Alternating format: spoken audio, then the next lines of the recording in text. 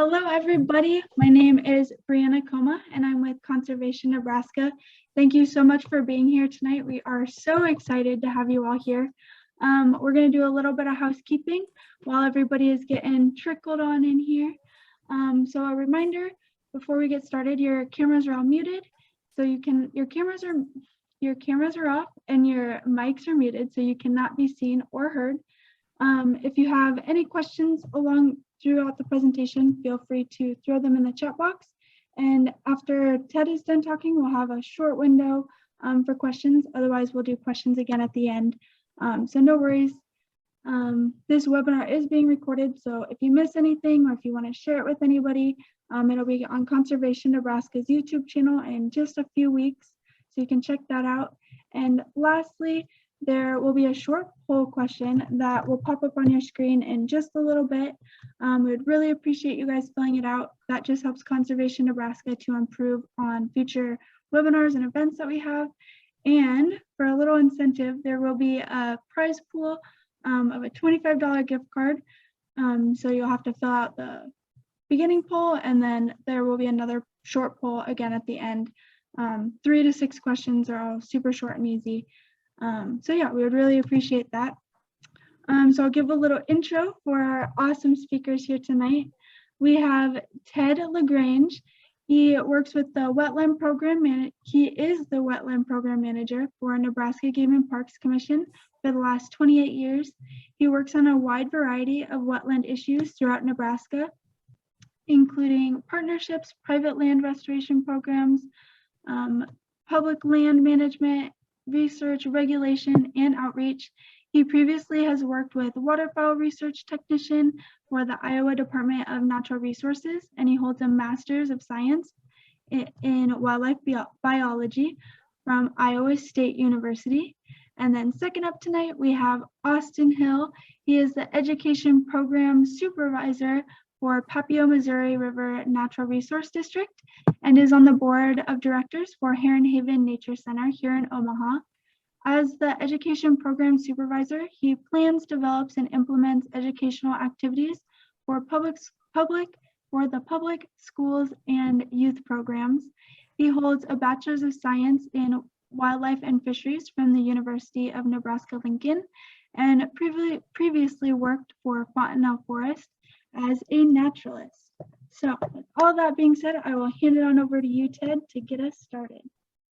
All right, thank you. Thank you, Brianna, and good evening, everyone, and happy World Wetlands Day. A lot of people think February 2nd is Groundhog Day, which I guess it is, but it's also been designated as World Wetlands Day. So happy to be here with you this evening to talk about wetlands. So going to cover the wetlands of Nebraska and especially try to emphasize the diversity of wetlands that we have across the state.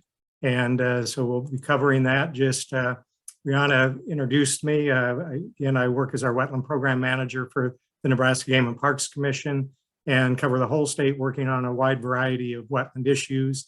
Grace Guard with our environmental education or Fish and Wildlife Education Division helped with some of the slides you'll see, making them look a little nicer.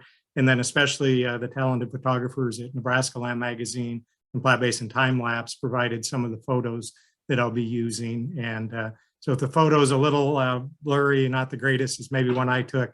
If it's a really nice one, it's probably one that our photographers at Nebraska Land or Platte Basin Time Lapse took. So really appreciate their help on that. So basically what I'll cover is defining what a wetland is, why they're important, how we've altered the wetland landscape in Nebraska, kind of take a quick tour around the state, looking at a variety of wetland types, discuss then, because of those losses, the conservation actions that have been taken or being taken to improve wetlands in Nebraska. And then finally, we'll end with an update on some new and innovative, exciting outreach materials we're working with the Platte Basin Time Lapse group on. So first off, to get us started, defining what a wetland is. And so wetlands are these, this is a federal definition. It's also approved by the state, a simple couple sentences. The 3 key components of that, I won't read it, but are surface or groundwater that supports the prevalence of vegetation, so hydric or wetland type vegetation, and soils that are hydric or developed under these wet conditions. And so pretty simple definition, but it's pretty hard to apply statewide or certainly nationally because of the variation we have across the state and across the United States. So summarizing then, where you have these hydric soils develop, and this is a soil scientist looking at a soil profile. I struggle with some of those characteristics, and we use professional soil scientists to help us a lot. The second indicator is vegetation or the plant community. We have a large number of species that are well adapted to growing with the roots wet, grow in wetlands or in the edge of wetlands. And finally, water is obviously the driving factor, but also one of the harder ones to quantify or to evaluate, because out here on the Great Plains, as we well know, water can be scarce or highly abundant. We go from flood to drought quite quickly, and so that can change considerably. So with that, all three of those factors have to be present. There we go. All three of those factors have to be present in order for an area to be considered wetland. So you need the soils, the plants, and the water. If you have all three, you're going to have something that would legally be considered a wetland. So why do we care? Why do we have federal laws and state laws and local ordinances that help protect wetlands in many places? And that's because wetlands do a lot of important things, provide a lot of benefits to us. They can help with flood control. They can absorb that water and hold that water when we get a large rain event and reduce our flooding downstream.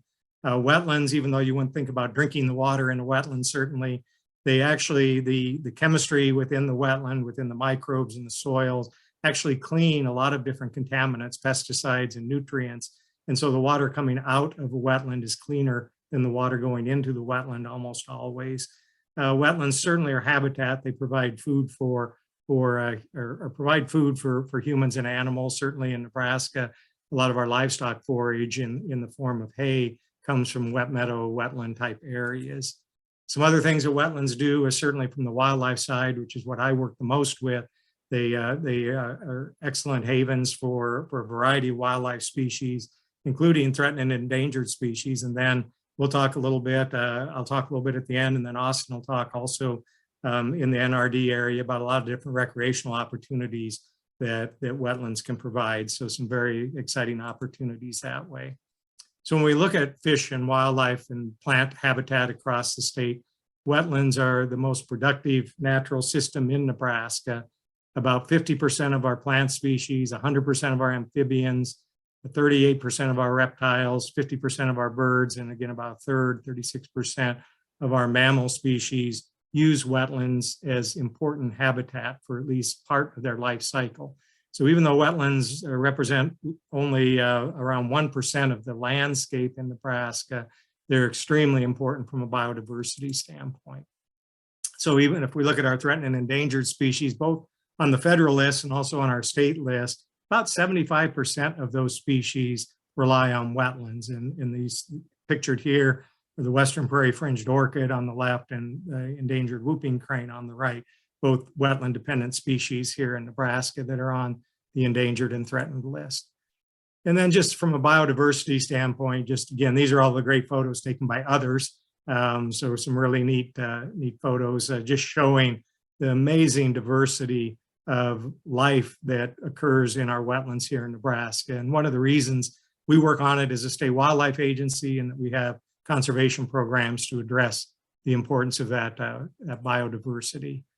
Now, when the land was intensely settled, say 150 years ago or so, when we really started converting our prairies and wetlands to agricultural uses and developing cities and towns, the wetlands were considered probably endless supply. And so there wasn't a lot of concern about conservation of wetlands. In fact, wetlands were viewed as an impediment to agriculture, to transportation. And so a lot of alterations occurred to wetlands in Nebraska and throughout the United States. And it occurred in a variety of different ways, from direct filling to putting in underground tile lines that drain that water away, channelizing and altering our streams. In extreme measures on the lower right is digging a drainage tunnel about a mile through a hillside and the rainwater basin to drain out a wetland. So a lot of activity happened to alter the wetland landscape in Nebraska. And if we look, this is a figure out of the Guide to Nebraska Wetlands. I'll provide a link to that at the end of the presentation, but just kind of comparing Nebraska to our surrounding states, the top figure in Nebraska there, we had almost 3 million acres of wetlands historically, about 2 million acres remaining. So we've lost about 35% of our wetlands statewide. You go to Iowa, where I'm from, they've lost like 90% of their wetlands, very intensively farmed, high value agricultural land, a lot of alterations to those wetlands. And in a lot of places in Nebraska, we have that 90% loss rate as well. Certainly in the rainwater basins, areas that are heavily developed in urban or agricultural uses have lost a lot of wetlands. So the reason it's not as bad in Nebraska, that we still have 65 or 60+% of our wetlands remaining, is the sandhills of Nebraska have over 1 million acres of wetlands, really tremendous wetland resource. And I'll show some pictures of that in just a little bit. So not only have we lost a lot of wetlands, but we have ongoing threats, and whether it be, and I'll show a couple pictures here of sedimentation. We've messed up our streams in a lot of ways. We still have some drainage and filling threats. I'll mention the need for land management, and also touch on invasive species that cause problems in our wetlands. So we have these ongoing threat issues, and certainly sedimentation is a big factor. The soil erosion from either urban or agricultural lands, as we get these intense rain events, that soil moves downslope and into the low spots on the land, which are usually a wetland or a stream with wetlands associated with it. And that sediment can actually choke out and actually cause the wetland to either be highly impaired or actually even disappear in some places. This is a photo of a wetland out in the rainwater basin in south central Nebraska. After just one rain event, you can see this silt delta that has formed there that's working its way out into the wetland. So you can imagine, after hundreds and hundreds of those types of rain events, eventually that wetland fills with that silt or sediment and the wetland can disappear. And we have a lot of different invasive species not native to Nebraska that are causing problems in our wetlands and require some of the stream management measures that we sometimes have to take. Everything from purple loosestrife, reed canary grass, hybrid cattail, phragmites or common reed. Trees can be an invasive even in some of our wetlands that are more of a natural prairie wetland that were not historically forested. And then I also put the common carp here as one of the aquatic invasive animals. And there's a number of others we could list as well, but just to give you an example of some of those threats from some of the invasives that we deal with here in Nebraska. We'll now shift and kind of do a tour around the state, showing you some of the different types of wetlands, the diversity of wetlands that we have in Nebraska. This is also from the Nebraska Wetland Guide it was done in 2005. We're in the process of updating that. It's been part of today writing and updating on that. But the 2005 version is available at nebraskawetlands.com. And so this map is from that particular wetland guide. So we kind of break the wetlands into playas, riverine, saline alkali, and sandhills. And I'll cover those with a couple pictures of each and talk about just kind of how they work and what type of benefits they provide. So this is a riverine wetland up in the sandhills. Again, a neat photo taken by Platte Basin Time Lapse, Ethan Fries with the Platte Basin Time Lapse showing that wetland fringe along rivers. So all of our rivers and streams in Nebraska have wetlands associated with them, either a fringe to the channel or as oxbows and other floodplain type wetlands that were created and are sustained by river and stream flows. Obviously, the Platte River is one of the iconic rivers coming across the entire state of Nebraska and has a tremendous amount of wetland resource associated with it. As most of you probably well know, it supports over 80% of the sandhill crane population. Over 1 million birds congregate along the Platte River during the spring migration from mid-February. Hard to believe in a couple of weeks we may have cranes moving back in to about the end of March. They'll be using that Platte River area. And then we have other species like the least tern, which are associated with sandbars along the Platte and some of our other major river systems. The Missouri River, certainly along our eastern border, very different depending on what part of the river you're on. The upper part is unchannelized along the South Dakota border. That's the upper left photo. So you can see there's some highlands and sandbars, and associated wetlands there. As you get downstream from Sioux City, the Missouri River is maintained for a variety of reasons, flood control and also commercial navigation. So it's maintained as a narrow and deeper river, and it's lost a lot of those aquatic features. And there's some steps being taken to try to bring some of those back. And I think Austen will touch on that, on some of the things the NRD has been involved with along the Missouri River. And finally, we do have some naturally forested wetlands, and especially in the southeast part of the state along the Missouri River. And Fontenelle Forest in the Bellevue area is an example of a naturally forested wetland. And this is a picture down there at the Fontenelle Wetlands area. And they have some unique species there, like the prothonotary warbler that nest over water in dead trees. And so the only place they're really found in Nebraska are these wetlands along the Missouri River.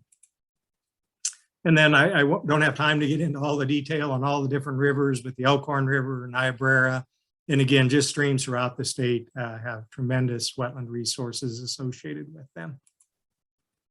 Switch now and talk about the sandhills of Nebraska. I mentioned that's where the bulk of our wetland resources are, probably over 1 million acres. It's a 20,000 square mile area, pretty well intact rangeland, mostly private ranch land, lots of wetlands, wet meadows, marshes, lakes. There's a couple of very unique type of wetlands in the sandhills as well. We have some highly alkali wetlands in the far western part of the sandhills that groundwater comes into, but then just evaporates, and you get these salty crusts that develop. So a very unique type of wetland there. And then some areas receive regional groundwater discharge and develop really thick peat and muck organic layers. And they're called fens, and we have some of those in the sandhills as well. So a really a wide variety of wetlands present in the sandhills. Again, the ranchers do a great job of being good stewards of that landscape. For cattle that need grass and water, that's what a lot of our wildlife need, whether it be waterfowl like ducks. It's an important area for nesting for our waterfowl. And this species is a Blanding's turtle.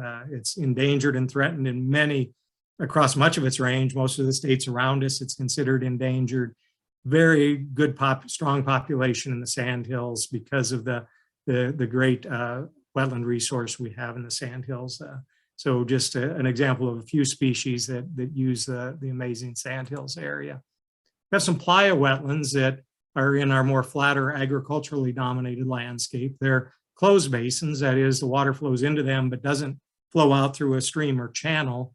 And they have a clay in the soil that ponds the water and causes them to hold the water. This is a playa out in the southwest part of the state that Platte Basin time lapse. Ethan took a photo using a drone of that particular playa wetland. You can see it's actually in an agricultural field. You can see some natural wetland vegetation associated with it. The rainwater basin is probably one of our most noted playa complexes. It's in south central Nebraska, internationally important for migrating waterfowl. 10 to 12 million ducks and geese use that area each year, so extremely important. And also the endangered whooping crane not only uses the Platte River, the sandhills, but also the rainwater basin wetlands. And then we have other playas throughout the state. This is an aerial photo of some playas in Custer County. You can see these little circular wetlands, kind of very dynamic. They don't hold water too often, but when they do, they're just a tremendous wetland resource and get a lot of wildlife use. This is a stilt sandpiper. It's an Arctic nesting sandpiper, but it uses playa wetlands and our other wetlands in Nebraska as kind of rest stops along its migratory pathway as it heads north and then also back south. And then species like the woodhouse toad that are resident species that use these wetlands, and amazingly, even in these highly cropped landscapes, are sustained and come out when these do fill with water.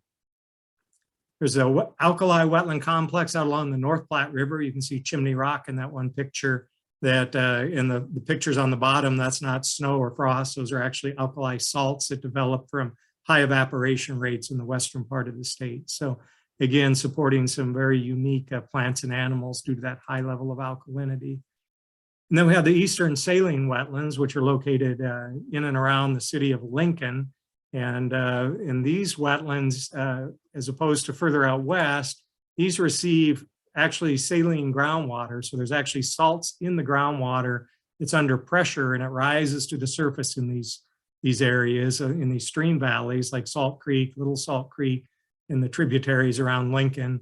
And that salty groundwater coming up to the surface and evaporates and creates these saline wetlands. And so very unique, they produce a salty crust. It's basically just table salt, and that supports some very unique and rare plants and animals. The thick succulent plant there is called saltwort. It's on our state endangered list. It's only found in the saline wetlands around Lincoln. And then this is the Salt Creek tiger beetle. The only place this animal is found in the world is in the saline wetlands right around the city of Lincoln. The city of Lincoln was actually founded for salt extraction. A lot of people don't realize that. They think maybe it grew up around Memorial Stadium, but actually the saline wetlands were well known by the Native Americans. And then as European settlers arrived, they started a salt extraction business in the Lincoln area. And in fact, J. Sterling Morton, the Morton family that founded Morton Salt, was very active with the saline wetlands around Lincoln. So that led to the founding of the community of Lincoln that grew into the city it is today. Because of that ongoing growth, a lot of our saline wetlands have been degraded or highly altered. The streams have been altered. The city grew out over some of those wetland areas and altered the wetlands themselves and also the watersheds. So a lot of loss there, which is one of the reasons we have some endangered and threatened species on our saline wetlands. And they're quite noted for waterfowl and shorebirds, the photos shown here, but also the remaining wetlands have an amazing diversity of wildlife for places that are just right within and just outside of the city limits of Lincoln. It's amazing the different types of wildlife that can be found in these wetlands. And courtesy to Mike Forsberg with these photos, he did a Nebraska Land Magazine article, Success in the Salt Marsh, about the saline wetland conservation efforts. And these are some photos that Mike took. So really amazing stuff. So I want to touch on wetlands being dynamic. I talked about they're going wet and dry. They also are grazed and have prairie fires that go through them. So there's a lot of dynamics with those wetlands. And I thought the best way to actually show this is to show a time-lapse video that the Platte Basin Time-Lapse took out at the Crane Meadows area by Grand Island.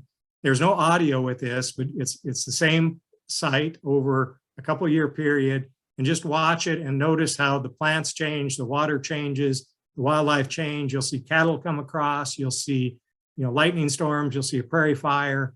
It's just amazing the diversity that they capture. And let's see if we can get this to play here.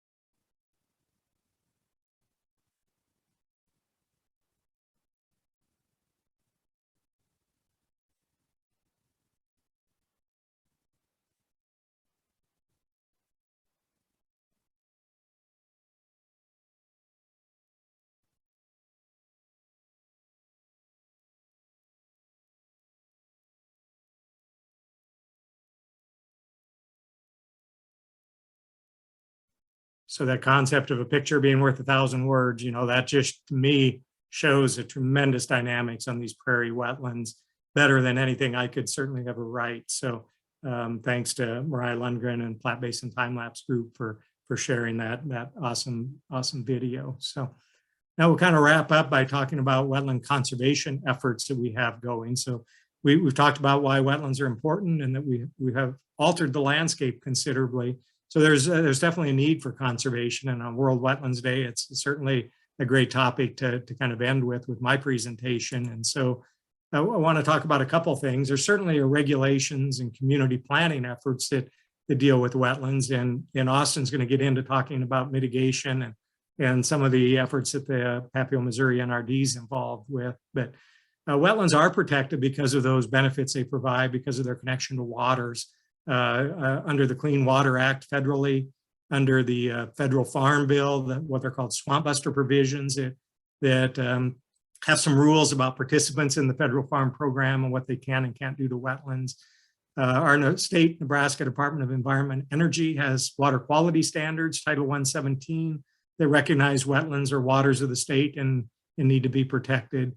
And then there are also local planning initiatives that are important, ordinances, community regional planning that are important to protecting wetlands. In addition, we have active protection programs, whether it be willing seller acquisitions or conservation easements that are put in place to conserve that land into the future. And that's an option for wetlands and something that we use and our partners use. But recognizing Nebraska is mostly privately owned, we certainly can't buy and protect everything that way. We have to find ways to work with private landowners. And so we certainly work with private ranchers, farmers, acreage owners. If they have an interest in doing something with their wetland that's going to be positive for the wetland and for the fish and wildlife, we will work with them and figure out how to make some good things happen. And we actually do restoration efforts, both on private lands and also on our public lands. And I think Austen will talk about that as well, some of the things they're doing in the NRD.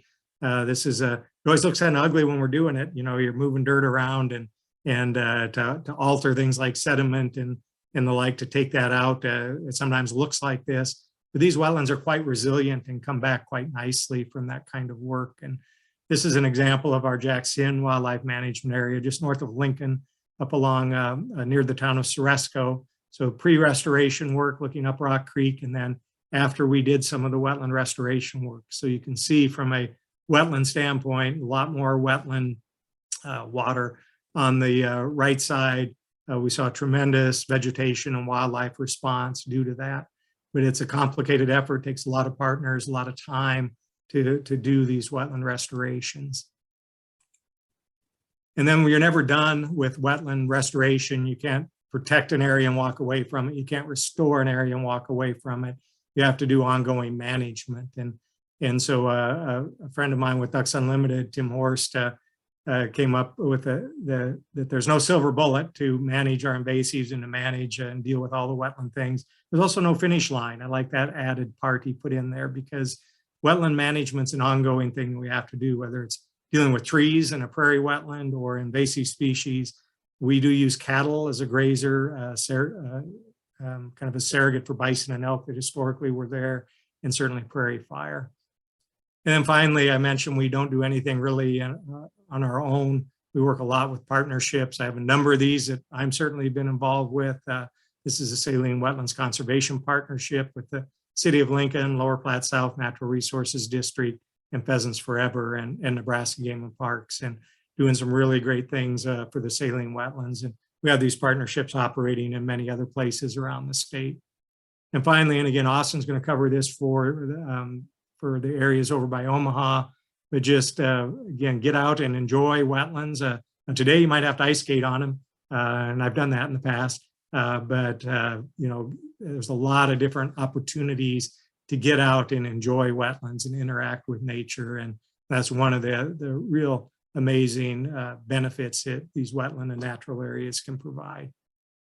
So just a list of places to go. And again, we can provide this on the email that will follow up this presentation. Just a few ways to access some places to go. And we're working on an interactive map that will provide some additional information that hopefully we'll have out later this year. Finally, don't have time right now to show the trailer and the project we're working with Flat Basin Time Lapse on, but they're putting together a series of amazing videos, audio-visual materials, story maps that will be rolled out later this year, and really, really excited about that. And you can go to nebraskawetlands.com and look at the trailers, find out a little bit about the project, and just some really exciting stuff that will be coming out this year from that project. And with that, I thank you for your time. And Brianna, if there's any questions, we could take a couple and then let Austen give his presentation. I'll stop my share here. Awesome. Yeah. So we have a couple questions. One from Martin. He asks, what is a tidal wetland and pothole wetlands? Are there any potholes in Nebraska? Tidal wetland was the first part. So yes, tidal wetland.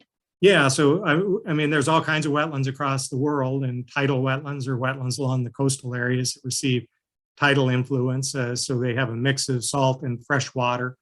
And so as the tides come up and down, they flood in and out of those wetland areas, also called estuaries is another name for those tidal influenced wetlands.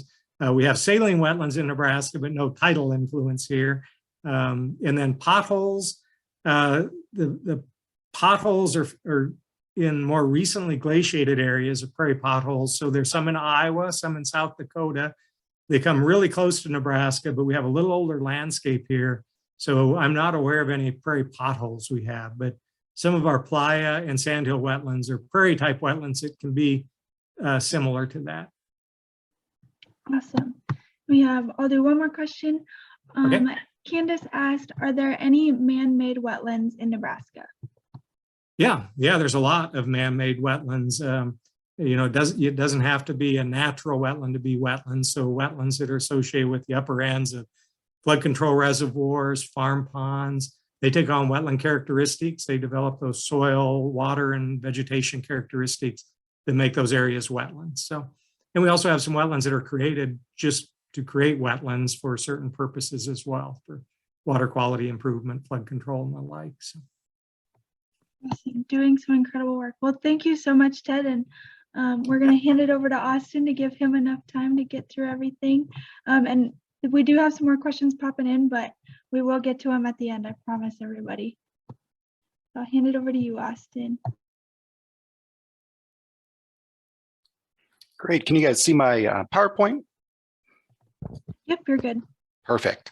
Well, good evening, guys. Thanks for taking your time out of your evening to talk about important thing of wetlands. My name is Austen Hill, and I am the Education Program Supervisor for the Papio-Missouri River NRD. I've been in the position at NRD for roughly 10 years, mainly doing outreach, education, and information, kind of educating the public about NRDs and what we do. At the NRD, we do quite a few wetland projects.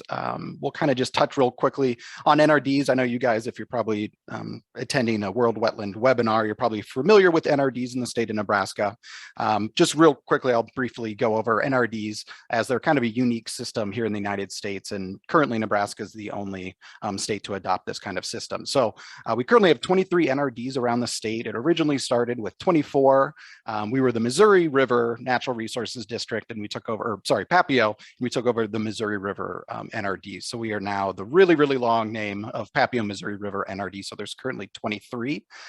So instead of us, adopting and managing our resources statewide, I'm looking at like Southeast Nemaha NRD versus like Northwest Upper Niobrara White NRD, far different landscapes with different rainfall. We need to manage these areas differently. So we've kind of broke those up into different segments, mainly around watersheds to better manage our natural resources. It hasn't been around for too long, and I think one of our issues with government entities are we love acronyms. NRD oftentimes confused with DNR.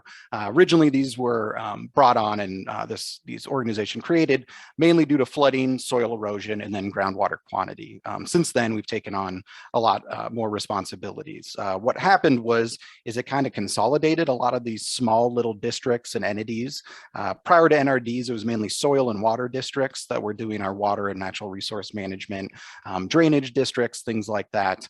A lot of NRDs ended up taking over the responsibilities of those entities. Those dissolved, and we now currently have the system that we have in place today. This is what our district looks like. It goes from Sarpy County, Douglas, Washington, Burt, Dakota, Thurston. That's kind of what our district is made up of. You can tell it's a fairly large, long area. It takes quite a bit of time to get up to South Sioux City, but that's kind of our general district parameters there. Kind of talking briefly a little bit about the history of water management, and Ted kind of touched on this a little bit in his presentation. Historically, we kind of viewed wetlands as something that's didn't really serve a purpose. I used to work at Fontenelle Forest, and I was working there in 2011 when the big flood came through and kind of washed out a lot of that topsoil. And once the water subsided, we quickly realized that Hidden Lake in that area around Fontenelle Forest must have been a pretty large dumping site. You can't farm. You can't develop businesses. There's no neighborhoods going in if you've got the threat of flooding. So a lot of these habitats were viewed as worthless. A lot of times I look at old documentation describing land, they would call wetlands kind of like a wasteland. Since then, we've kind of realized some of the flood control benefits, habitat benefits of wetlands. But with these water and soil districts, we saw a lot of channelization, straightening of our rivers and creek systems, a lot of dam projects, levees, and things like that. The primary thing is to improve the land, and that unfortunately a lot of times involved draining wetlands. Looking at the photo, I think the bottom right photo is fairly interesting. These are called training structures, and these were installed along the Missouri River. This section, I believe, is just south of Bellevue, where instead of having a really wide, what they say, a mile wide, an inch deep, in order to facilitate commercial transportation, barges coming up the river, they needed to channelize it, make it a much deeper river. Unfortunately, we don't have that shallow, slow-moving waters like we did historically. Kind of funny, there's, I believe, 7 different things that kind of dictate how the Missouri River is managed: wildlife habitat, recreation, and one of those is commercial transportation. So even though we don't have a whole lot of barges coming up Missouri River nowadays, it is something that the river is still managed for.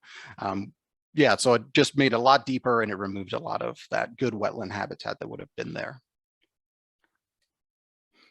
Drainage districts are something that were very, very common. I believe in like the early 1900s in the Sand Hills, drainage districts were created. What their main purpose is just to drain wetlands. In Thurston, Dakota County, we have this a lot as well. These drainage districts are kind of a semi-quasi entity of landowners that get together, pool their funds to do projects to divert water. Areas of cropland that get destroyed due to flooding, they would divert that water, drain that into another river, creek system, and then they would have land to farm. Looking at kind of the statute that is written, it's kind of interesting reading this.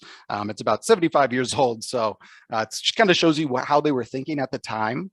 So you could create a drainage district if it's conducive to public health, convenience, welfare, to drain any wetland or to drain any land subject to overflow by water, or any land which will be improved by drainage.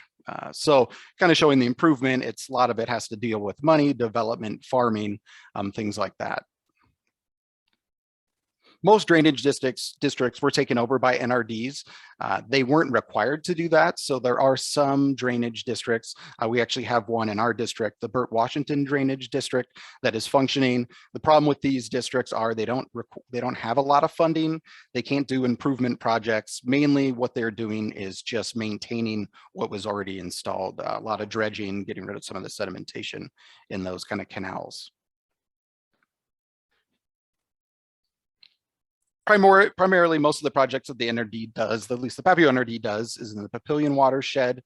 You probably can't see it too well, but a lot of the larger kind of blue blobs are our lake reservoir projects that we've installed or in plans to install.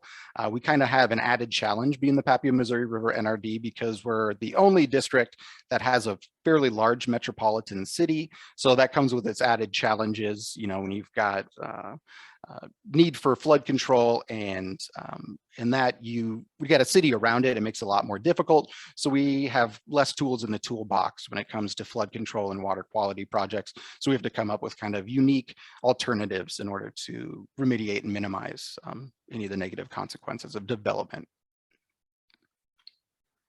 An early example of NRD's kind of work in preserving these wetland habitats is Heron Haven.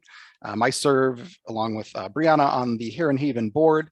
Heron Haven is something that's pretty close to my heart. As a kid, I used to go and explore and catch bullfrogs and moving up and down the kind of creek system and getting into that wetland. It's something that I wanted to be a part of. It's really cool because, you know, it's one of the few, if not probably one of 3 of oxbow wetlands along the Big Papillion Creek. So it's something that we want to protect and preserve. And if it wasn't for Ione Worthman, you'll see on the bottom right there, she was very active here in the early 90s. She lived kind of nearby. She had visited the area before. I think she was big into photography and saw this site and said, you know, this is something that we should protect. It was kind of an 11th hour thing. They had funding in place to develop apartment complexes in that area. She reached out to the Papio NRD and asked, would we be able to provide some funding? Also went with Nebraska Environmental Trust, and they were able to come up with the funds at the last minute, working with the seller to be able to purchase that land and protect it. It's roughly 15 acres. Once the land was purchased, it was not what it looks like on the top left there. It was pretty filled in. There were actually some areas that they believe might have been a fish hatchery, so a little bit deeper, and it was covered in trash. There were tons of refrigerators, waste from construction, concrete, things like that. So they came in, they dredged that oxbow to kind of create what they thought was kind of a more natural shape and removed that. And we now have a nice little wetland preserve in the heart of Omaha. If you do live in Omaha, you can visit it anytime sunrise to sunset, and it's on 120th and Maple. Really cool spot, fairly small, got boardwalks and some nature trails as well. Here's some photos kind of showing the progress, bottom right, and then top left, kind of what we see today. And then you can see a lot of Boy Scouts, Eagle Scouts, volunteers removing a lot of these washers, dryers, refrigerators with tons of bullet holes in the side of them, things like that to get it back to what we see today. Another cool thing is they've observed 182 species of bird in that wetland since they've started recording. So great stopover site, great place for migratory birds in the spring and the fall. Another project that is gaining more and more popularity, honestly, I'd say when I was in college was not familiar with this kind of approach to wetland mitigation and preservation. It's called mitigation banking projects. So what the NRD does is would purchase a large tract of wetland, and from that wetland, they provide credits. So if there is a business going to develop and negatively impact a wetland, they can purchase credits from the NRD to help offset the negative impacts of the wetland. So it's kind of, they talk about, classifications and delineations. So these wetlands are kind of given, and I've been told not to say a score or a quality. They determine, okay, we have a high quality wetland and we're going to negatively impact it. The wetland that you are purchasing credits for just doesn't quite line up with what is being taken out. So a nice thing about it too is, let's say you've got a high quality wetland being disturbed, you might have to purchase 2, 3, sometimes even 4 credits for 1 acre to offset that negative impact for the wetland that is being developed. Good example of that here in kind of the Omaha metro area is Rumsey Station, located in Papillion. This is kind of our inaugural mitigation site. It was intended to be 10 acres. You can see just at the aerial photo there, it's a little bit smaller than that. Ended up being about 4 acres. They're trying to make improvements. There's a little bit of a leak that is going in past the levee and into the creek. So it's not getting the full function that it should have. But that was kind of our first testing the waters and seeing how this program works. I think it's beneficial and it's got much more positives compared to like on-site or site-specific mitigation. You'll see that sometimes for neighborhood developments where you'll see small tract of wetland that has been developed to offset any negative impacts from the neighborhood development. Having mitigation bank, you can have a larger wetland, so it instead of, you're finding in preserving a wetland that already exists instead of creating one to offset a natural wetland that you've disturbed. One that is just finalizing, it should be done early 2023, is Glacial Creek Mitigation Bank that is just east of Allwine Prairie. If you're in the Omaha area, that's another site I recommend visiting. Really beautiful prairie tract of land. A lot of renovation, a lot of improvements being done. If you look at kind of the spec plans on the right, anything that is dotted green is going to be a wetland area. There's a lot of erosion. If you guys have ever walked by a creek or a river in the Omaha metro area, erosion is a big issue. So what they've done is they've taken this carved out, deep eroded, straight stream channel, and they're going to bring it back up to where it should have been, and then that will kind of facilitate a more meandering stream with wetlands around the perimeter. So another project that we're working on and hopefully gets finished in 2023. That will be about 10 acres, a hair above that. And the last one is In-Lieu fee mitigation programs. So this one's a little bit different in the sense that land hasn't been secured yet. So there might be a government agency that accepts funds from a developer. Those funds are then used to purchase lands to offset that. So it's kind of like the stream bank and wetland bank system mitigation systems, but instead purchased down the road. There's some negatives to that because there's really no way to compare a wetland that you don't know and you haven't secured yet with one that's being developed. So there's a little bit more risk in that regard, but it is another option. You know, talking about us here in the Omaha Metro, there is a lot of development. It kind of minimizes our ability to do what we'd probably like.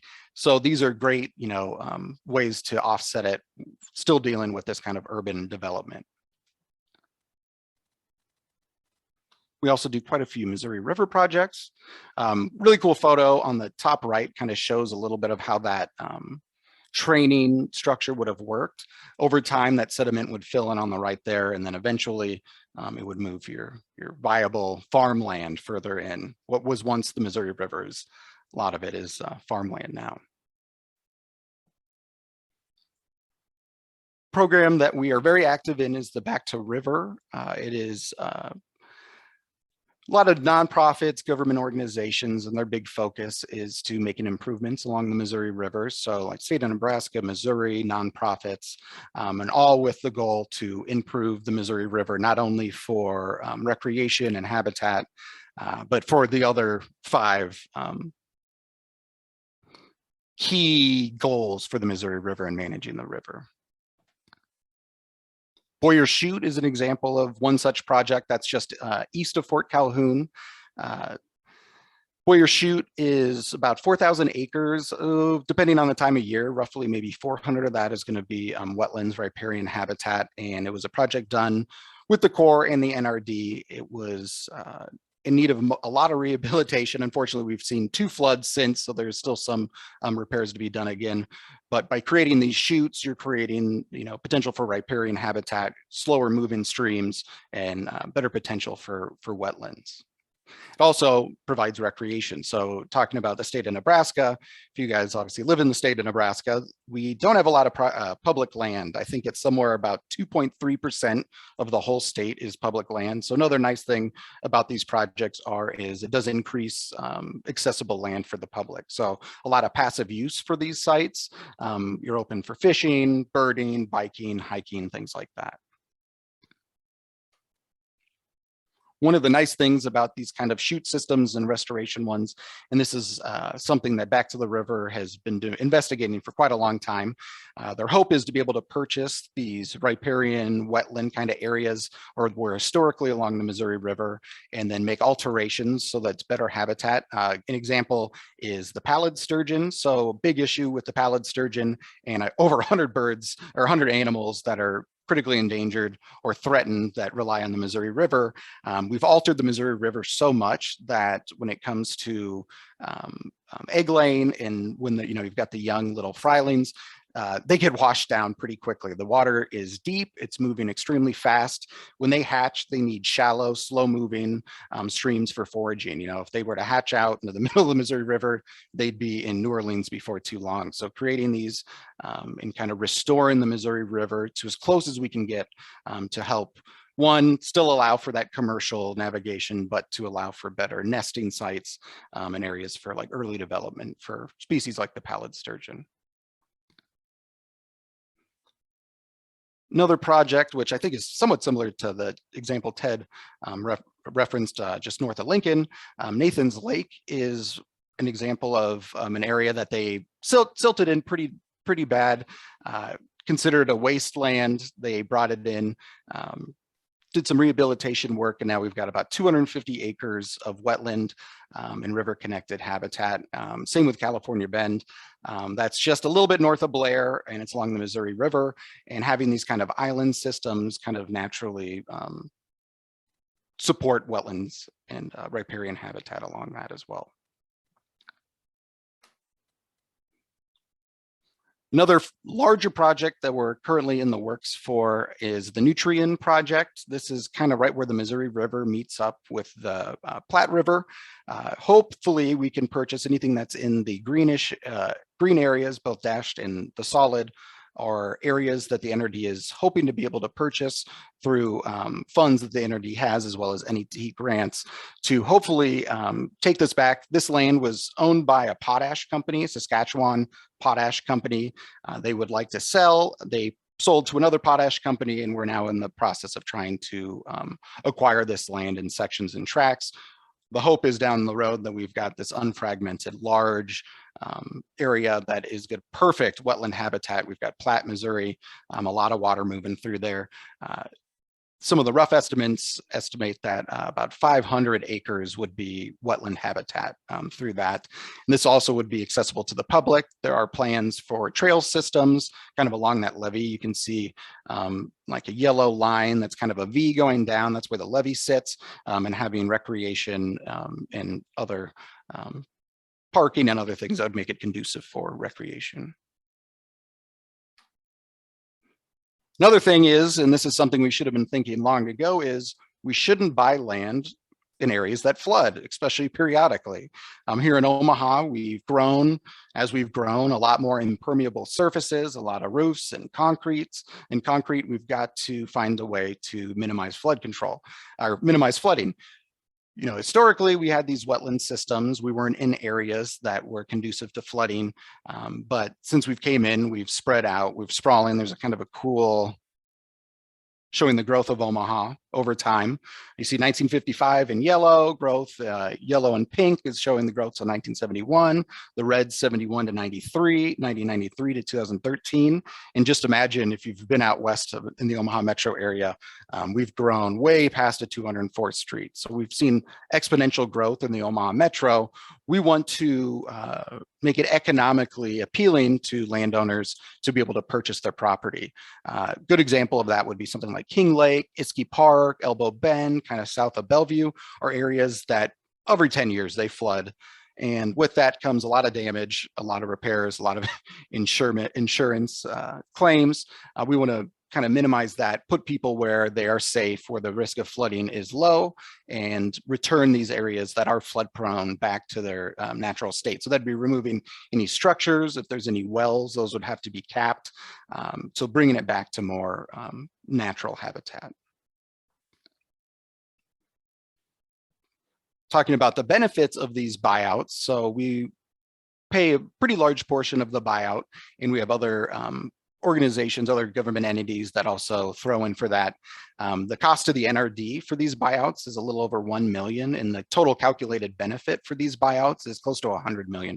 So I believe it's a very beneficial plan, one that isn't just good for, you know, the Omaha metro area.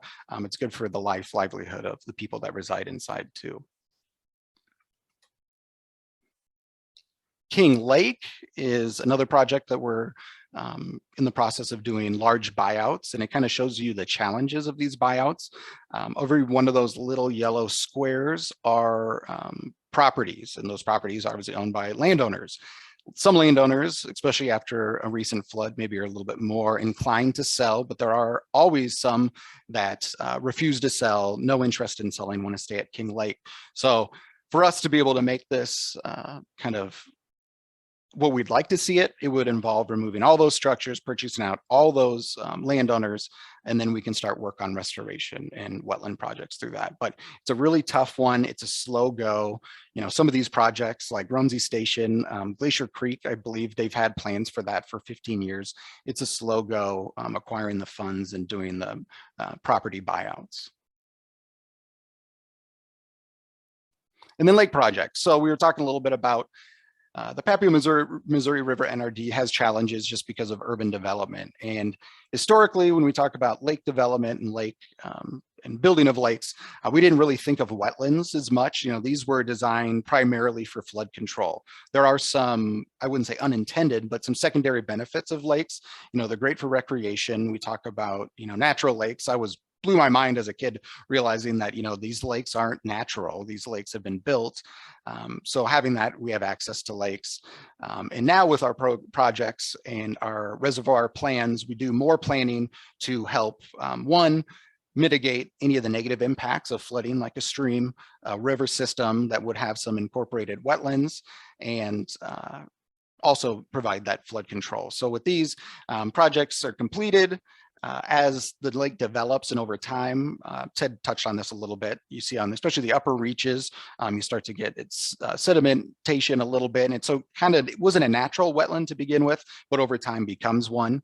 And there's also kind of a mitigation thing there where it's 4-to-1. So if you develop a reservoir, you would need like 4 acres of wetland for 1 acre that had been removed or negatively impacted. So what they do is a seeding program that goes about 2 feet in the water, 2 feet on land, and they will seed around that lake. Depending on topography and things like that, we see some areas like Wehrspann Lake much more conducive for wetlands, and then some other areas where it's a little bit more difficult. But we're starting to treat reservoirs as something more than just flood control. And that's another thing you talk about, you know, even the lake projects, as Omaha grows, as property values increase, it becomes more and more difficult to purchase these properties, these large tracts of land, to be able to protect them, and also benefit us through flood control, water quality, all sorts of different things. So Wehrspann Lake is a great example. That's where our Papio-Missouri River NRD district is located. Beautiful area, kind of nice. It's not for long, but this is kind of on the edge of town, so you'll feel a little bit more wild than some of our more urban lakes. We also have Prairie View, that is just northwest of Bennington, which provides some wetland habitat kind of upper where the natural creek fed the water, fed the reservoir. And then Cramper Lake up north. What we do is we're kind of in the business of lake building. We're not so much in the business of lake managing. So we've kind of changed our approach as time went on. We do the construction. After that, we'd pass it off to another entity, like let's say Game and Parks, which manages Cramper Lake at Danish Alps. How am I sitting? Does anybody have any questions? I guess, you know, we talked about the human impacts, and Ted talked beautiful photos. I wanted to show another guy here that also is positively impacted from wetlands. This is one of our 2 salamander species in the state, a western barred tiger salamander. And this is an amphibian, like Ted was talking about, the percentage of different animals that rely on wetlands and water to survive. Being an amphibian, you've got that disadvantage of your larval state is always going to involve water in some way. This is a salamander that was native statewide. We've seen here in eastern Nebraska. They've pretty much disappeared around the Omaha-Lincoln metro. So when we see removal of wetlands, when we see water quality take a hit, we see these guys negatively impacted as well. They've done a lot of studies trying to get a population idea. Out west, really healthy populations, they're able to sample, trap hundreds of them. They did, I believe, a 2-year study in eastern Nebraska. They put traps everywhere, Fauna Forest, Neil Woods. They trapped 1 salamander. So they don't know exactly what it is. It's probably not one thing that's causing their decline, but we do see with, you know, impaired water quality and then lack of suitable habitat that these guys don't do as well. You know, we talk about Chalco Hills and Wehrspann Lake, great for fish, great for ducks. Not so great for a little salamander, because especially when they're in the larval state and eggs, they hate fish. So they need a shallow, temporary, or a permanent body of water. And thinking about what that might be, a wetland would make for a great place to lay those eggs. So wanted to show, his name's Saul, pretty cute. All right, that's all I have. If anybody has any questions. Yes, thank you so much, Austen. Oh my gosh, that salamander was just too cute. Can't get enough. We do have a few questions in here. Brian asked, what's the difference between a fen and a bog? That might be a Ted question. Yeah, I can probably take that. So we really don't have any bogs in Nebraska that we're aware of. And the difference, so the bogs, you tend to think of more northern areas. Northern Minnesota has a lot of bogs, Michigan. They are rain-fed wetlands, so they tend to be, the rain comes in and that's their main source of water. And what happens is that as that rain mixes with the dead organic matter, it develops carbonic acid, And so bogs become acidic. The water can be highly acidic in bogs, and they don't dry very often. So they develop these thick peat layers like fens do. So that's a similarity. They have organic soils, but the water source is different because bogs receive rainfall as their primary source of water, and fens receive groundwater discharge coming up into them that keep them wet, but it keeps them from becoming as acidic. So both organic soils, both unique plant and animal communities, but differences in where the water comes from and how it works through the wetlands. Awesome. Thank you so much for that. Just so everybody's aware, a poll is going to pop up in just a second. And again, we would really appreciate you guys filling that out for us. We have a few more questions coming in here. Somebody asked, how many wetlands are in Nebraska? Yeah, I have a chart that shows that in the wetland guide. I put a link to in the chat as well, but it's about 2.9 million acres. Excuse me, 1.9 million acres. So just about 2 million acres out of an original 3 million acres. So again, most of that's in the sandhills of Nebraska. Sweet. And I think this question is for Austen. Peggy said, thank you all so much for this interesting program. Are the lakes you mentioned around Omaha public lakes or private residential areas? There are some small private lakes that we help cost share with, mainly for flood control, but any of our larger projects being done are all public access, as well as some of the mitigation bank sites. So that's another added, benefit. It increases the amount of accessible land for people in the Omaha metro. So yeah, Wehrspann, Zorinsky, Standing Bear, all of our kind of large lakes here in the metro area are all open to the public. Rock on. Martin asked, can the wetlands reduce the frequency and intensity of floods?